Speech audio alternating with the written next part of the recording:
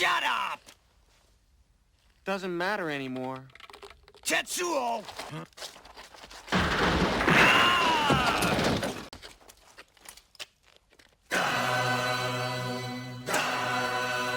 Welcome to Cal's Cinema. This is Akira.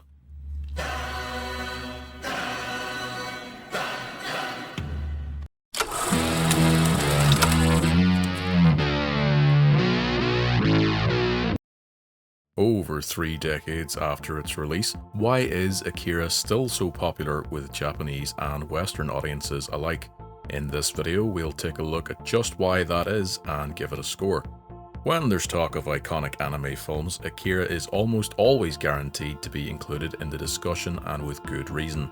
Arguably the film that first exposed wider Western audiences to Japanese animation, Akira showed that cartoons, as some might incorrectly label it, could have deeper themes and content that can reflect and comment on our society. We live in a society! As always, at some point in this video we will delve into spoilers, but I'll give you a heads up beforehand. But really, if you haven't watched it by now, that's on you. It was made in 1988. Okay, let's ride! Hey! Damn it, come on! Being made back in 1988, it's easy to forget that animation then was even more intensive than it is now. Drawn on celluloid, everything in Akira, from the massive sprawling urban backgrounds of Neo-Tokyo to the many explosions and dust clouds, were all hand-drawn by an expert team of animators gathered from no less than 7 separate companies known as the Akira Committee. At a runtime of over 2 hours, this is a huge feat to pull off, especially considering the time period. Wow.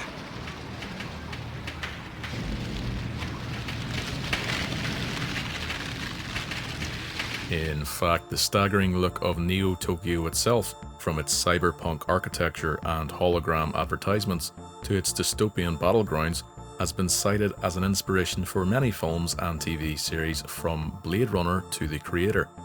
The climax of the action has been parodied by a hilarious early South Park episode, and the famous hallway scene even famously inspired a certain rapper in his video for 2000's hit Stronger.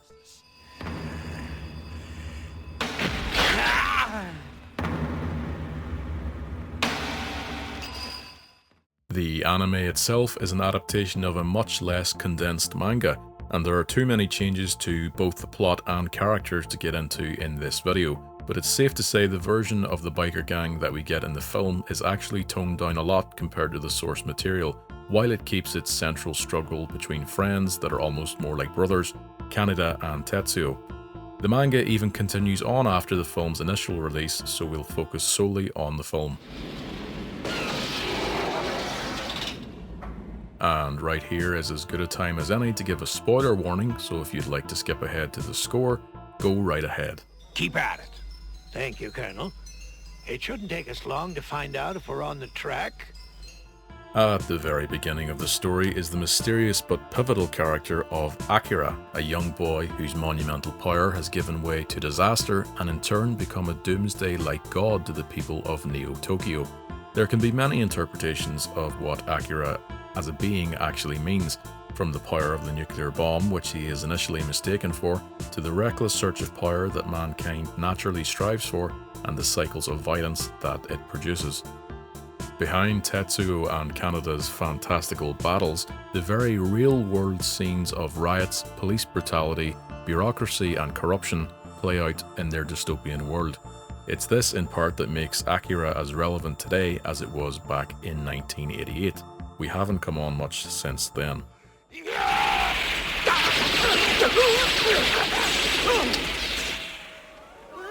Towards the end of the film, though, the story focuses back into the two teens' relationship as an out-of-control Tetsuo begins to absorb and destroy everything and everyone around him.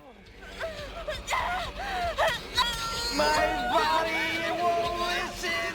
The power! Kaneda! Help me!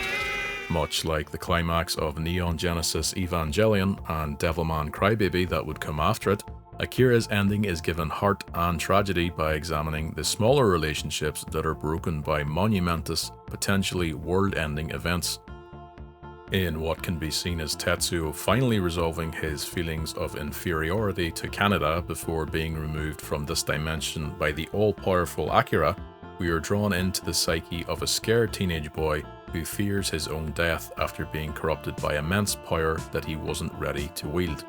Perhaps that's why it's only the Espers, the 3 remaining child test subjects after Akira left, that were able to wield that power without being consumed by it, as they were still pure in a sense. If you go near, you won't be able to escape. I know, but what else can I do? Of course, this is all open to interpretation. Also, differences in dubs don't help clear anything up either. With multiple dubs available, even two in English, and censored versions available, your experience watching Akira might well differ from mine. In what I assume was the 80s English dub that I've seen, the voice actors did a fine job, although I'd look forward to seeing it in its original Japanese too. A live adaptation has been rumoured for years, with names from Jordan Peele of Get Out and Nope fame, to Taika Waititi of What We Do in the Shadows and Thor Ragnarok, have all been attached at one point to adapt what many consider to be unfilmable.